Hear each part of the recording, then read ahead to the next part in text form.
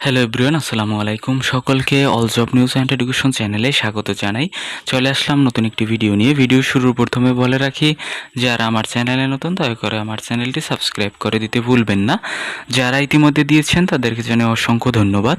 তো আপনারা একটি বিষয় ইতিমধ্যে জেনেছেন বা শুনেছেন যে 19তম শিক্ষক নিবন্ধন এখন থেকে শুধুমাত্র এনটিআরসি কর্তৃপক্ষ একটি সার্টিফিকেট দিবে এবং কমিটি নিয়োগ দিবে। তো এই বিষয়টি কিন্তু ইতিমধ্যে আলোচনার তুঙ্গে। কারণ হচ্ছে দেখেন, এই বিষয়টি কিন্তু নিয়ে আলোচনা হয়েছে 3 আগস্ট মন্ত্রণালয়। তো এখন পর্যন্ত কিন্তু আপনার যেহেতু আগস্ট মাস চলমান আছে, তো এটি কিন্তু ওইভাবে নিউজটি বের হয়নি এখন পর্যন্ত, বা কোনো গণমাধ্যম ওইভাবে প্রকাশ করেনি। এটি হচ্ছে তারাও কিন্তু বুঝতেছে যে বিষয়টি যদি কমিটির হাতে চলে যায় তাহলে এটি নিয়ে বিভিন্ন ধরনের আন্দোলন হতে পারে, বা এটি চূড়ান্ত সিদ্ধান্ত নয়। একেবারে চূড়ান্ত সিদ্ধান্ত তখনই হবে যখন তারা বিষয়টি ক্লিয়ার করতে যাবে।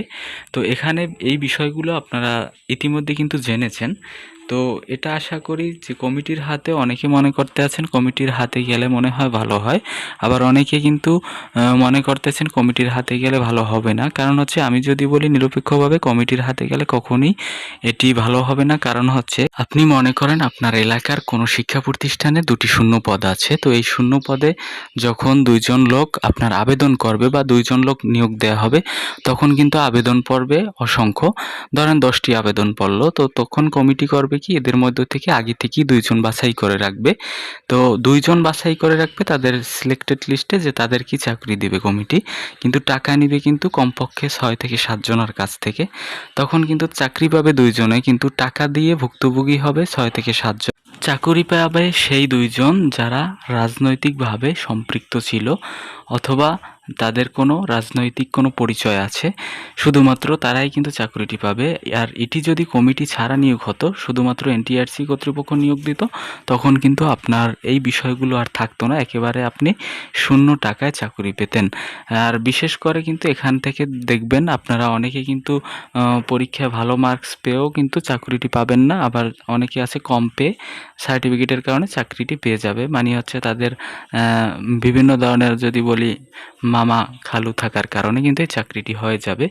তো যারা কমিটির আশায় রয়েছেন তারা, আমি আশা করি যে তাদের কোনো রাজনৈতিক সম্পৃক্ততা থাকতে পারে বা নাও থাকতে পারে, আমি জানি না। হয়তোবা তাদের কোনো সুযোগ সুবিধা কমিটির মাধ্যমে পাওয়ার সম্ভাবনা আছে, এজন্য তারা হয়তোবা মনে করতেছেন কমিটি নিয়োগ দিলেই ভালো হতে পারে। তবে আমি মনে করি এটা হচ্ছে এনটিআরসি কর্তৃপক্ষকে যে ক্ষমতা দেওয়া হয়েছিল, এটাই ছিল সবচেয়ে বেটার পথ। এজন্যই কিন্তু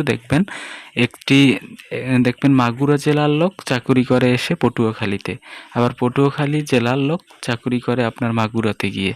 তো এটা কিন্তু কখনো কমিটির মাধ্যমে সম্ভব না, বা মেধা আছে দেখেই কিন্তু এটি হয়, বা কমিটি দিয়ে কিন্তু এইগুলো আসলে চলে না। এগুলো কমিটি কোনো দিন স্বচ্ছ নিয়োগ করতে পারে না, এটি আমি জানি, একেবারে ব্যক্তিগতভাবে আমার জানা আছে, এজন্যই কিন্তু বলছি। তো আশা করি আপনারা যেটি জিজ্ঞেস করেছিলেন উত্তর পেয়ে গেছেন, এবং হচ্ছে আপনার এখানে যে বিষয়গুলো উল্লেখ করা হয়েছে, কেন মন্ত্রী এই কথাগুলো বলেছে, তো এই বিষয়গুলো আপনারা ইতিমধ্যে বিভিন্ন মাধ্যমে জেনেছেন। তো আশা করি এটি আপনার শিক্ষা মন্ত্রণালয় থেকে বা মন্ত্রী কিছুদিনের ভিতরেই হয়তো বা এটি সম্পূর্ণভাবেই করবে। এই কারণেই কিন্তু নিয়োগ বিজ্ঞপ্তিটি আসতেছে না। নিয়োগ বিজ্ঞপ্তি না আসার কারণই হচ্ছে তাদের ভিতরে এই কথাবার্তা চলতেছে। কিন্তু দেখেন, মিটিং হয়েছে 3 আগস্ট, এটা প্রকাশ পেয়েছে কিন্তু 9 থেকে 10 তারিখের দিকে। আপনারা কি ইতিমধ্যে জেনেছিলেন? না। বিষয়গুলো এদের মধ্যে এর আগে থেকেই হয়তো বা এই চিন্তা ধারণা ছিল। এজন্যই কিন্তু দেখবেন ওই যে 8ম এনটিআরসি প্রধান শিক্ষকের নিয়োগটা, এটা কিন্তু আপনার অন্তর্বর্তীকালীন সরকারের সময় দেয়া। এজন্য তড়িঘড়ি করে আপনার এই পরীক্ষাটি নিয়ে নিয়েছে, ভাইভায় তাদের আটকিয়ে রেখেছে। এর পূর্বে কিন্তু আবার আবেদন করিয়েছে সকলের দিয়ে। তখন কিন্তু অভিজ্ঞতা ছিল না 10 বছর বা 15 বছর। কিন্তু যারা আবেদন করতে পারছে তাদের টাকাটাও কিন্তু এখন পর্যন্ত ফেরত দেয়নি। তো 2বার আবেদন করাইছে এবং সকলের কিন্তু আবেদন করতেও দেয় নাই। বিষয়গুলো আসলে কি হযবরল করতেছে বিষয়টি জানি না। পরবর্তীতে কি হয় অবশ্যই দেখতে পারবেন। তো আশা করি আপনাদের জন্য একটি ভালো সিদ্ধান্ত হয়তো বা আসতে পারে।